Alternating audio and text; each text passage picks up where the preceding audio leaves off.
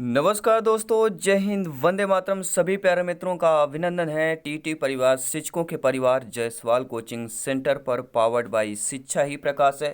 दोस्तों, बात करेंगे बाल विकास, चाइल्ड डेवलपमेंट एंड पेडागोजी की बात करेंगे। प्रैक्टिस सेट नंबर 17 की बात करेंगे। जी हाँ दोस्तों, 17वां प्रैक्टिस सेट है आपके सिलेबस, आपके एग्जाम पैटर्न के अनुसार।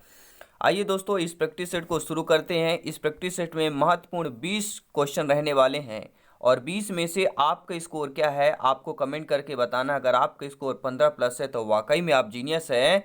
अगर आपका स्कोर 10 प्लस है तो टेंशन लेने की बात नहीं है, आप सुपर जीनियस हैं। सभी कमेंट करेंगे। जी हाँ, मेहनत करते जाइए, सफलता मिलती जाएगी। पहला प्रश्न आपकी स्क्रीन पर है।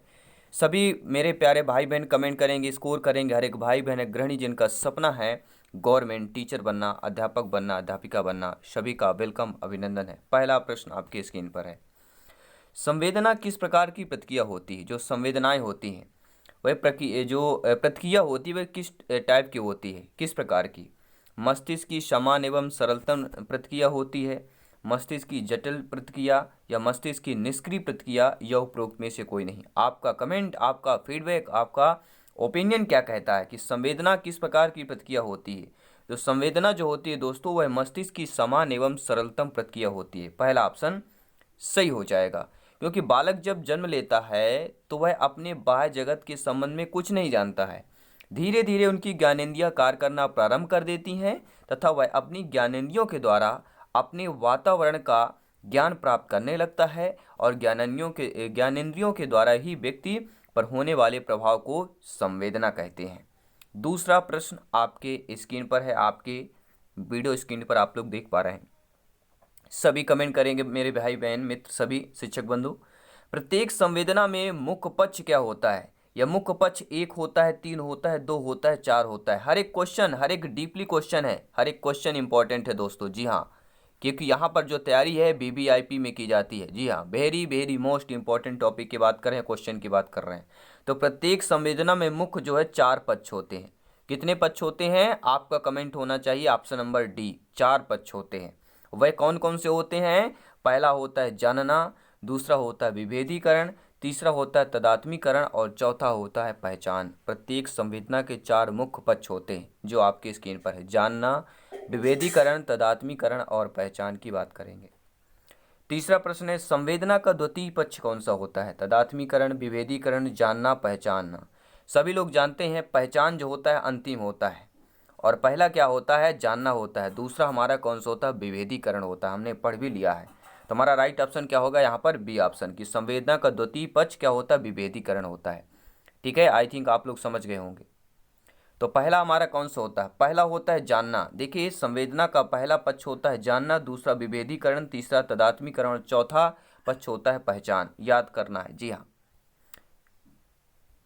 जैसे फॉर एग्जाम्पल हम देखते होंगे दोस्तों कि यदि एक साथ व्यक्ति के पैर में कोई बारीकी से सुई चुभ जाए, आप देखे होंगे पैर में कोई कांटा या सुई चुभ जाती है तो हाथ में मोटी सुई चुभाई जाए तो वह यह विभेद कर सके कि पैर में होने वाली चुभन तथा हाथ में होने वाली चुभन में अंतर क्या है। ठीक है, यही होता है संवेदना द्वितीय पक्ष विभेदीकरण जिसे कहते हैं। विभेदीकरण से यह पता चलता है दो समान प्रकार की संवेदनाओं में विभेद करने में होता है। एक पैर में सुई चुभोई जाती है, एक आपके हाथ में, तो दोनों में अंतर कर पाना, यही होता है विभेदीकरण की बात करेंगे। संवेदना के पक्ष की बात कर रहे हैं। चौथा प्रश्न आपके स्क्रीन पर है। संवेदना की प्रकृति तथा मात्रा को भली भांति जानना क्या कहलाता है? जानना ही कहलाता है। विभेदीकरण, तदात्मीकरण, पहचान। तो संवेदना की जो प्रकृति तथा मात्रा को भली भांति जानना, देखिए यहाँ पे जो मात्रा शब्द दे दिया गया ना, ये आपका आंसर जो यहाँ पर क्लियर हो गया। मात्रा का मतलब ही होता है यहाँ पर तदात्मीकरण की बात करेंगे। C option correct answer, right answer. जिसका तात्पर्य क्या होता है? तदात्मीकरण का मतलब होता है उस संवेदना की प्रकृति तथा मात्रा को भली भांति जानने की बात करेंगे। पांचवा प्रश्न है। आई होप सभी प्यारे मित्र वीडियो को एक बार दिल से अवश्य लाइक कर दिया होगा। बहुत बहुत धन्यवाद सभी प्यारे मित्रों का, सभी भावी अध्यापक अध्यापिकाओं का। जी हाँ, आप सभी लोग ज्ञानी हैं, श्रवज्ञ व्याख्याता हैं, आप सभी भावी अध्यापक अध्यापिकाएं हैं और जायसवाल सर आप सभी को नमन करते हैं। पांचवा प्रश्न है दोस्तों, संवेदना को ठीक ढंग से पहचानने एवं स्वीकार कर लेना संवेदना के किस पक्ष को दर्शाता है? जानना, पहचान, विभेदीकरण, तदात्मीकरण। देखिए अभी हमने दो तीन विभेदीकरण, तदात्मीकरण, ये दोनों चीज़ें हमने पढ़ लिया है। तो संवेदना को ठीक ढंग से पहचानना एवं स्वीकार कर लेना। संवेदना का किस पहचान है, तो यह कहलाता है या पहचानना। देखिए हमारा क्वेश्चन में आंसर दे दिया गया है कि संवेदना को ठीक ढंग से पहचानना, स्वीकार करना, तो ये कौन सी संवेदना का पक्ष आएगा, पहचान वाला पक्ष आ जाएगा।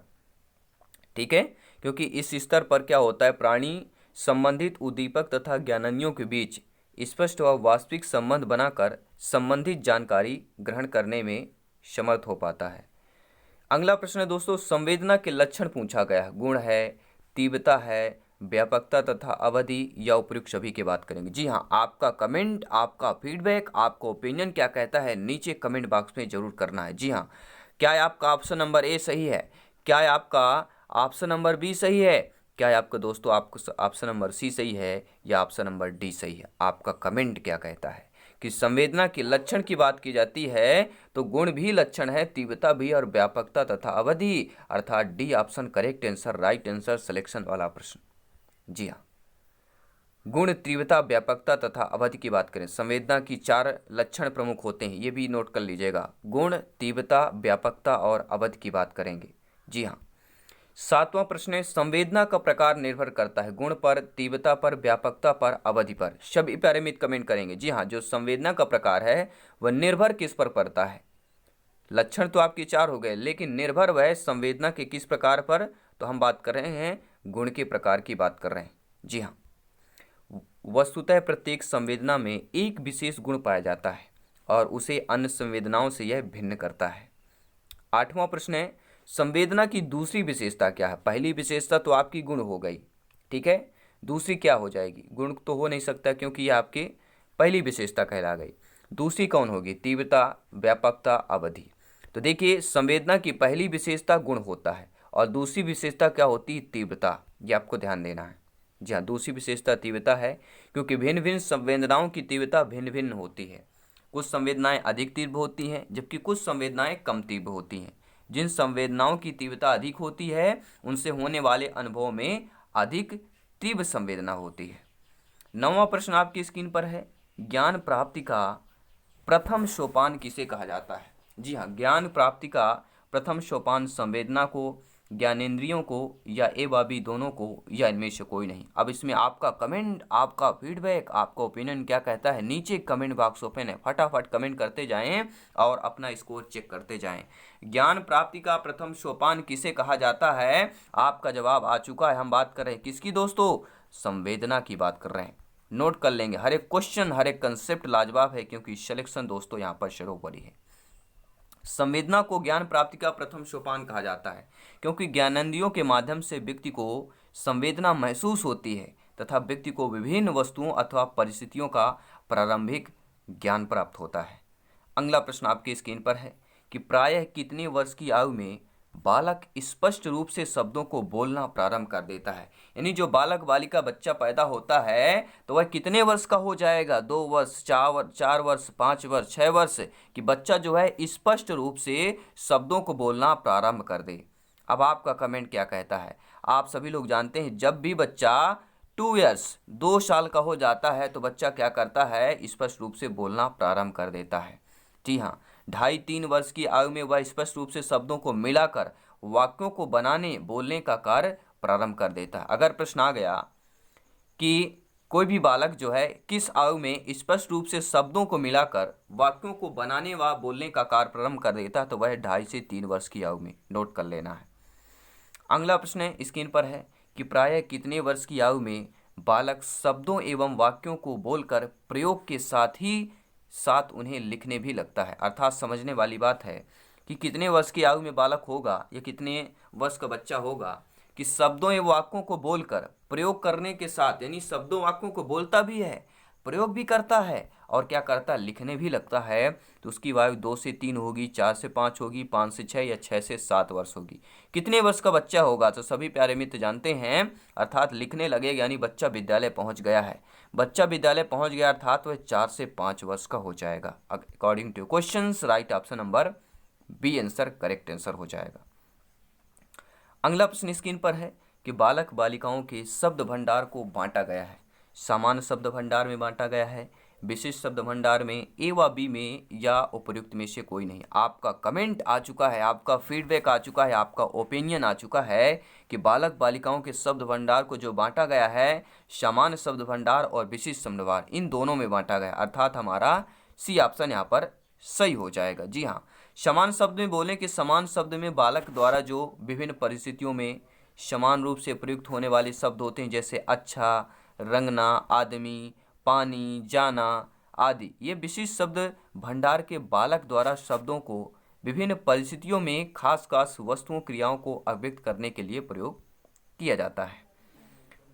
अगला प्रश्न है दोस्तों, बाल विकास का अध्ययन क्षेत्र क्या कहलाएगा? जी हाँ, जो बाल विकास का अध्ययन का क्षेत्र है वह व्यक्तित्व विभिन्नताओं का अध्ययन कहलाएगा, बाल विकास की विभिन्न अवस्थाओं का अध्ययन कहलाएगा, या वातावरण का बाल विकास पर पड़ने वाले प्रभाव का अध्ययन कहलाएगा, या उपयुक्त सभी डी ऑप्शन की बात करेंगे। आपका कमेंट, आपका ओपिनियन तय करेगा कि इस बार आपका सिलेक्शन हो रहा है कि नहीं हो रहा है। आपका यहाँ पर ओपिनियन फीडबैक तय करता है कि आउट ऑफ 150 में 125 का स्कोर आपको क्रैक करना है, और सिलेक्शन का रास्ता यहीं से तय होता है। जितना ज़्यादा मेहनत, प्रैक्टिस सेट अटेंड करेंगे, प्लेलिस्ट क्लासेस ज्वाइन करेंगे, तैयारी उतनी नीडेड आपकी उतनी अच्छी होगी, पकड़ होगी। जब पकड़ होगी तो आप फिर भैया कुछ भी कर सकते हैं, यानी सिलेक्शन सर्वोपरि है। बात करेंगे बाल विकास के अध्ययन के क्षेत्र की, जब भी बात करते हैं तो ये तीनों आते हैं, अर्थात हमारा डी ऑप्शन यहाँ पर सही हो जाएगा। अब देखेंगे दोस्तों, अगला प्रश्न है, आपको पता है टॉप 20 क्वेश्चन इस प्रैक्टिस सेट में कंबाइंड किए हैं और 20 में से 15 प्लस स्कोर आ रहे हैं, तो वाकई में आप जीनियस है। सही तैयारी सही डायरेक्शन पर चल रही है, मेहनत करते जाइए। ठीक है दोस्तों, तो विकास शुरू होता है। विकास की जब भी बात करते हैं, शैशवावस्था से, पूर्व बाल्यावस्था से, उत्तर बाल्यावस्था से, या प्रसव पूर्व अवस्था से, तो सभी प्यारे मित्र जानते हैं, कई बार आपके रीट एग्जाम में पूछा गया प्रश्न, रिपीटेड प्रश्न आपके सिलेबस में पढ़े होंगे। डीएड बीएड जब आपने किया होगा वहाँ पर भी पढ़ा होगा कि विकास शुरू होता है, विकास जो है बच्चे का प्रसव पूर्व अवस्था से ही शुरू हो जाता है। जी हाँ, मानव विकास एक अनवरत चलने वाली प्रक्रिया है। प्रश्न आ सकता है कि मानव विकास चलने वाली प्रक्रिया है, ऑप्शन दे दिया गया, तो यह अनवरत चलने वाली प्रक्रिया है। जी हाँ।